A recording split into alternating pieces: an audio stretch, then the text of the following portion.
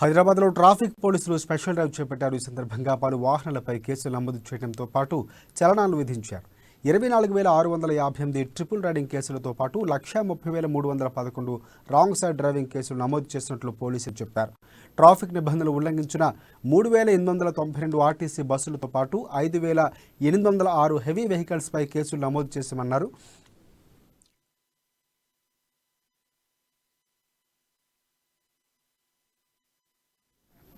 గతేడాది సెప్టెంబర్ 15 ప్రారంభమైన ఆపరేషన్ రూప్లో భాగంగా 32,064 ఫ్రీ లెఫ్ట్ బ్లాంకింగ్ కేసులు, అలాగే 2,01,377 స్టాఫ్ లైన్ వయోలేషన్ కేసులు నమోదు చేశామన్నారు.